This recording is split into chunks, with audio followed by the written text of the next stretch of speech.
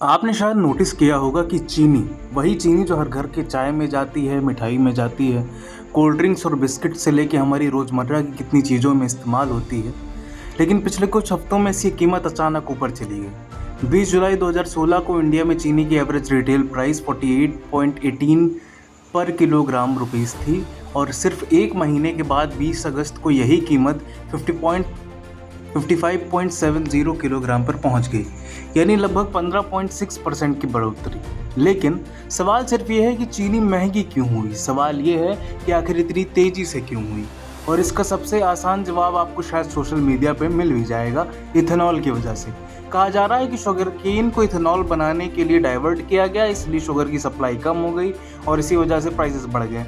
लेकिन कहानी कुछ अलग ही है दोस्तों, क्योंकि जब हम गवर्नमेंट के नंबर्स को देखते हैं तो ये कहानी थोड़ी सी बदल जाती है। 2022-23 में इथेनॉल प्रोडक्शन के लिए डाइवर्ट होने वाला शुगर का शेयर करीब 12% था, लेकिन 2025-26 में ये शेयर बढ़ने के बजाय घटकर 9% रह गया। यानी जिस चीज़ को आज शुगर प्राइस का सबसे बड़ा कारण माना जा रहा है, उसका एक्चुअल यूज़ बहुत कम हुआ है। और एक और इंटरेस्टिंग बात कि आज इंडिया में बनने वाले इथेनॉल का लगभग 3/4 हिस्सा ग्रेन से आता है, खासकर मेज़ से। तो सिर्फ इथेनॉल को पूरी इस कहानी का विलन बना देना शायद थोड़ा आसान जवाब होगा। अब सवाल है, अगर इथेनॉल पूरी कहानी नहीं है तो फिर हुआ क्या? इसके लिए हमें शुगर की फैक्ट्रीज से निकलकर शुगर केन के खेतों तक जाना पड़ेगा।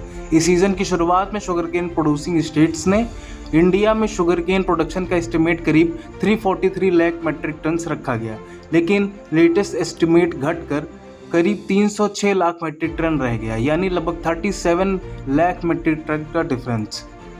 करीब 11% प्रोडक्शन कम हो गया और इसके पीछे सिर्फ एक वजह नहीं है। कई जगह एक्सेसिव रेनफॉल्स और वाटर लॉगिंग में शुगर केन को नुकसान पहुंचाया। कुछ क्षेत्रों में रेड रॉट और टॉप बॉर्डर जैसी डिसीजेज ने भी क्रॉप और शुगर रिकवरी को प्रभावित किया है। मतलब हमारी प्रॉब्लम सिर्फ डिमांड की नहीं थी, सप्लाई का एस्टिमेट भी कमज़ोर पड़ गया। लेकिन शुगर की कहानी यही ख़त्म नहीं होती है, क्योंकि वो किसी कमोडिटी सिर्फ इस बात से तय नहीं होती कि वो प्रोड्यूस कितना हुआ, ये भी देखना पड़ता है कि सीज़न से स्टॉक कितना बचा हुआ है। और यहीं से कहानी इंटरेस्टिंग हो जाती है। गवर्नमेंट कह रही है कि देश में डोमेस्टिक डिमांड पूरी करने के लिए पर्याप्त स्टॉक मौजूद है, लेकिन मार्केट में प्राइसेस फिर तेज़ी से बढ़ रहे हैं और गवर्नमेंट ने खुद कुछ शुगर डीलर्स पे स्टॉक होल्डिंग्स की लिमिट लगा दी है, क्योंकि उसके मुताबिक कुछ ट्रेडर्स और इंटरमीडिएट्स की होल्डिंग, स्पेकुलेशंस और पेपर ट्रेडिंग ने आर्टिफिशियल स्कैर्सिटी और का परसेप्शन बना दिया है। यानी शुगर सिर्फ खेती में नहीं होती है, उसकी कीमत वेयरहाउस में भी तय होती है।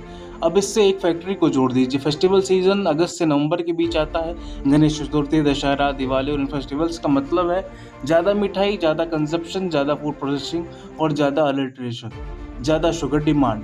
वो एक तरफ प्रोडक्शन एस्टिमेट नीचे चला गया, दूसरी तरफ फेस्टिवल डिमांड बढ़ने वाली है और मार्केट में फ्यूचर सप्लाई को लेकर अनसर्टेनिटी है। अब इक्वेशन समझते हैं। सप्लाई कम है, डिमांड बढ़ रही है, मार्केट नर्वस है और प्राइस ऊपर जा रहा है। लेकिन अब आता है इंटरेस्टिंग सवाल, एक्सपोर्ट्स। अगर इंडियन शुगर ने एक्सपोर्ट पर रिस्ट्रिक्शंस लगाई है तो थ्योरेटिकली डोमेस्टिक मार्केट में ज़्यादा शुगर रहनी चाहिए थी। फिर प्राइसेस इतनी तेज़ी से क्यों बढ़े? क्योंकि एक्सपोर्ट रोकना नई शुगर नहीं पैदा करता है। अगर क्रॉप पहले ही वेदर से प्रभावित हो चुकी है, अगर प्रोडक्शन का एस्टिमेट 343 मेट्रिक टन से गिरकर 306 लाख मेट्रिक टन हो चुका है, तो अगर स्टॉक टाइट है तो उसी समय फेस्टिवल डिमांड आ रही है, तो एक्सपोर्ट रिस्ट्रिक्शन सप्लाई प्रेशर को कम नहीं कर सकती। लेकिन यह प्रोडक्शन गैप की मैजिकली को भर नहीं सकता। और इसके लिए सबसे बड़ा संकेत गवर्नमेंट का अगला कदम यह है कि इंडिया ने अब 10 लाख मेट्रिक टन यानी 1 मिलियन मेट्रिक रॉ शुगर को ड्यूटी फ्री इंपोर्ट करने की अनुमति दे दी है। लगभग एक दशक बाद इंडिया को शुगर इंपोर्ट करने की ज़रूरत पड़ रही है। इंडिया में शुगर इंपोर्ट्स पर करीब 100% ड्यूटी लगती है। अब जरा तस्वीर को एक साथ देखिए। इथेनॉल डाइवर्जन 12% से घटकर 9%, शुगर प्रोडक्शन एस्टिमेट 343 से घटकर 306 लाख टन, डोमेस्टिक प्राइस 48 से बढ़कर 50.70, ग्लोबल शुगर प्राइसेस भी 30 जून के $474 पर टन से बढ़ के 20 जुलाई के करीब 552 पर टन हो गई। यानी ग्लोबल मार्केट में भी 16% की तेज़ी है और 2026-27 के लिए ग्लोबल शुगर डेफिसिट का एस्टिमेट है करीब 33 लाख टन।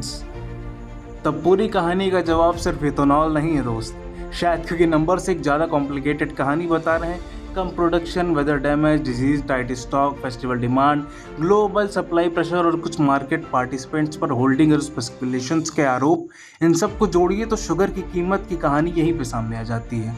लेकिन हमारा असली सवाल शुरू होता है।